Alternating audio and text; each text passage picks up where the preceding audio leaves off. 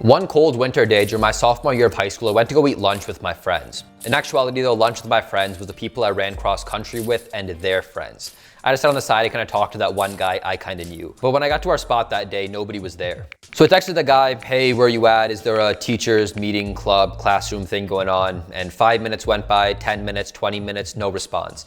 And this whole time, this guy's already in a group chat making plans that I just was not a part of. And I was also very conscious of all the people walking by thinking, who's this kid on his phone with no friends? What a complete and utter loser. So I went to the bathroom thinking I'll just stay there until lunch ends. I get in the stall, pull down my pants, whip out my phone, and my Clash of Clans base got raided. And in that moment, I just felt so mad at the entire world. Why couldn't my parents give me better genetics? Why can't these friends actually like me and be my friends? Why couldn't my base not get raided?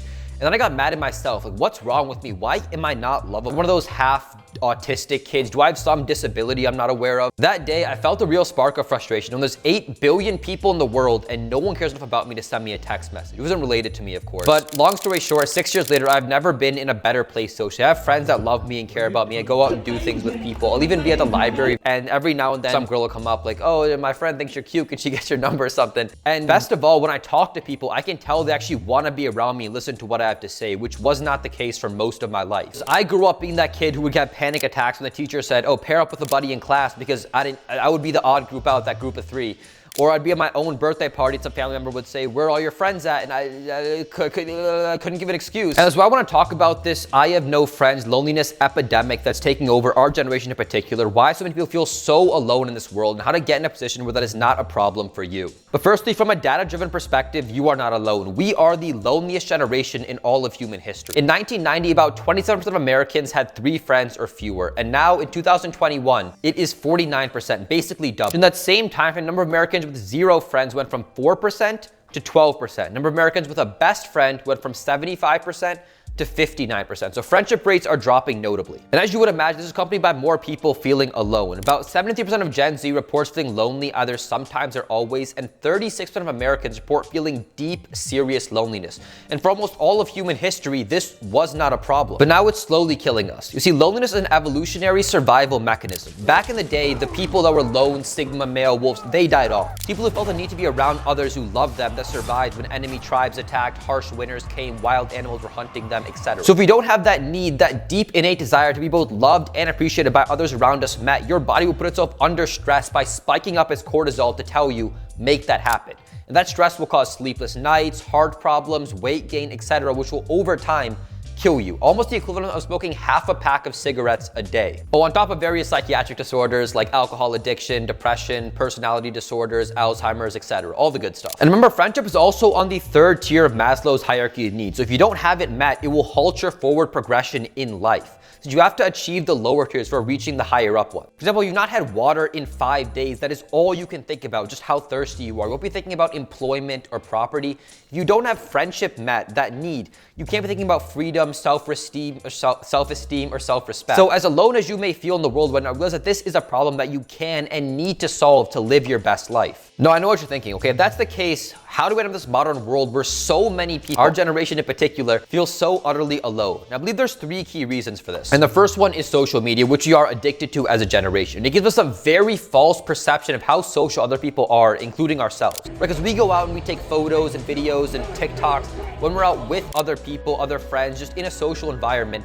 And then we watch that stuff back from other people when we are home alone. So also it seems like everyone else is out with these wild, crazy social lives, and we're only out posting with our friends. But in reality, everyone is like that, but we just feel like frauds. But on top of that, social media gives us a very good excuse to not need to be social, because I can like, comment, DM all my friends' stuff online. Then what's the need? What's the push to actually hang out with them in person? Additionally, the average Gen Z millennial spends 6-ish hours per day on their phone. Then we feel like we don't have any time to actually go and hang out with our friends because we're stuck on our phones. Whereas back when we were kids, remember when we came home from school, we had to take our bike, that little electric green box, because that's where everybody was and our only way of communicating with them in person. Now, secondly, we've been conditioned to have the wrong idea of what friendship actually is. Growing up as kids, we were in classes with the same exact kids year after year after year after year up until middle middle school, and even then those same kids were still more or less around us. In the TV shows and movies we watched, the main character would always have that same friend group even as the seasons and movie lines and storylines progress. Harry Potter, for example, always had Ron and Hermione and the other like Gryffindorians for what, 10 years?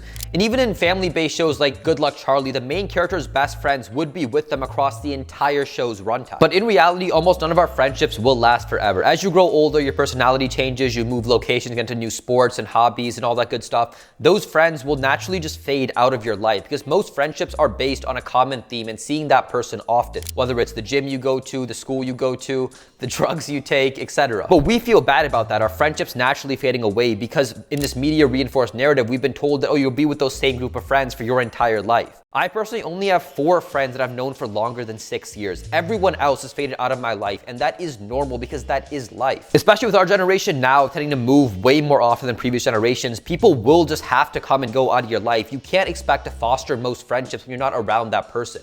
Just remember though, that's normal. But these two are both still relatively smaller issues. The biggest reason on why we feel so alone is because we choose to be alone, the decisions that we make. Staying at home watching YouTube instead of going out into the real world, knowing there's 10 events happening in our city on Facebook events every single day. Studying at home instead of at a coffee shop or a library. Realizing there's people that we want to talk to, but being too shy to actually doing it. Knowing that we could read books on developing our social skills, but we choose not to read them. You have to take responsibility for your own actions, and chances are you either prioritized other aspects of your life over friendship, or you were just too shy to go out and make friends. And I get that making friends, maintaining friendships is quite a bit of work if you guys don't have a very close bond already. And we are in more of an individualistic culture, and there's things you can't control. Maybe you have to work more hours because of a cost of living increase, but at the end of the day, did you do your part in fostering friendships? And if the answer is no, and you just feel engulfed by loneliness, then you have to deprioritize other aspects of your life and prioritize making quality friends. But now how do you do this? How do you overcome loneliness to make lasting quality friendships? And you first must realize relationships are capitalistic. They are an exchange of value between people. You want to be friends with that person because they're attractive, charismatic, and witty.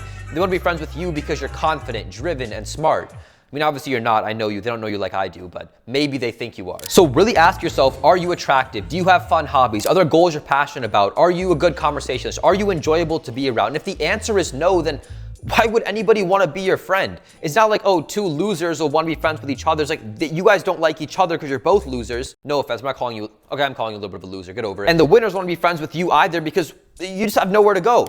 So at the very bare minimum, go to the gym and lift weights, look presentable, find a couple fun hobbies you like doing, and read the book, How to Win Friends and Influence People. It'll change your life. And lastly, don't be a doomer. Don't be one of these negative Gen Z people, capitalism and greedy corporations and climate change. That is the worst possible way to make friends, by being a negative person. Believe me, I learned this the hard way. Try to be a positive, encouraging person that people want to be around. Now, the next step from here is to always be in a social flow, because you don't talk to anybody the whole day, and you see that one person you do want to talk to and be friends with, it's going to be awkward. You're going to mumble. You're going to say something dumb, and then, oh, should you get their Instagram? Should you get their phone number? Oh, starting to walk away. You're going to overthink in your head. It'll just end up really badly. So get in a habit to always be in a social flow. Here's what I mean by this. Let's say I get out of my apartment complex and I'm walking down the hallway and I see somebody. Hey, how's it going? Oh, it's good. How are you? Fantastic, man. Hey, stay warm today. Have a good one. Awesome. Then I go in the elevator and I talk to somebody for 10 seconds. Go drive to the gym, talk to the receptionist for 10 seconds. I go to the locker room in the gym and I see some guy doing legs, or he just did legs. I'm like, oh, did you just do legs? Even if it's something super obvious, as long as you put some enthusiasm into it. Maybe he has a bicep pump and I say, oh, did you guys just do legs?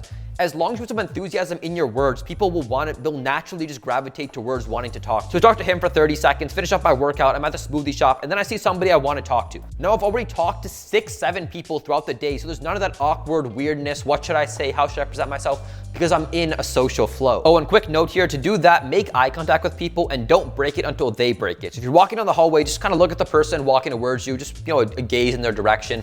If they make eye contact with you, then say, hey, what's up? Chit chat for a minute and go, even just as you're walking by, and then go on and get back to what you were doing. And now when you do these steps, you're finally positioned to go out and make friends. And I want to note 2 things here. 1, do not go somewhere to make friends. That is a terrible idea. Go somewhere to either have fun or to better yourself. There was no pressure on you to need to make friends. And if you don't make any friends there, well, it's already a win-win for you. You either had fun or bettered yourself. And secondly, realize that friends are made at places where you have frequent interactions. I've made most of my friends at school, at my apartment complex, at the gym, and at my MMA gym because I see those same people over and over again. So ideally, try to go to places where you're seeing the same people over and over again and also bettering yourself and having fun, not one-time events that happen every now and then. Now, the very last step from here is to do your part and take the initiative in fostering that friendship. So when you see that guy at the gym that you like platonically, then you go tell him, hey bro, like, yo, there's a cool boxing event happening at this bar. We should go check it out. You know, let's get a workout in together and get a smoothie after. Or maybe there's some other thing happening. You should come over to my place and just watch you can watch that new movie that came out, the new Avengers thing or whatever. Do your part in making that friendship happen. Now, the reality is that people are often polite. They don't actually want to be your friend. Or maybe they hang out with you one time and you're not really friends with each other. You don't like him or they don't like you, whatever. But as long as you're doing your part in improving yourself, reaching out and making those connections, then over time, people will naturally want to be around you. Now, I want to close with a few things here. I really know that pain of feeling so alone when you look outside your window and there's just millions of people all around you, just things, apartment complexes and buildings and shopping malls. You feel so utterly alone because there's all these people around you and nobody even knows you exist. And you kind of want to go to bed at night and just hope that, yeah, maybe tomorrow will be better. But when you go out and make friends, at least make an effort to make sure they're positive, awesome influences in your life. People who make you feel worse about yourself or only friends with you for their own benefit are not people that you want to be around. It's honestly better to be alone than be around those people. I know how crazy that might sound. And the other reality is, if you are on self-improvement, which you should be, you're building your own business, learning how to fight, building muscle, improving yourself in all aspects, it is very rare to find people who are on the same wavelength like that. Most people walk around like NPCs. During my past 1 year here in Fort Worth, I've only met one friend who's on that exact same wavelength as me, wanting to become the best version of himself. We actually filmed this TikTok together. You can pack your things and leave. There's the door. There's the door, bitch! And fun fact, I actually met him at the gym because I make an effort to be social with as many people as possible when I'm at the gym. As long as I'm not, bothering somebody, obviously. What's your name? How's it going? How's your workout going? Blah, blah, blah. Saw him the next time. Then I asked him, let's get a workout in together. And now I'd say we're fairly close. That's all because I took the initiative in fostering that friendship. So I know it's hard. It's not easy to make real quality friends. You'll have to put in quite a bit of work to make that happen. But what's the alternative? Just miss out on a huge, awesome aspect of life, literally worsen your health in the process? That's not an option. You're gonna have to put in the work to make that happen, to be able to live your best life for them and for you. And thank you very much for coming to my TED Talk. If you wanna learn more about health and success, you can subscribe to my channel and check out the cool links in the description below, as well as signing up for my weekly newsletter. Wishing you all the best, and I'll catch you in the next one.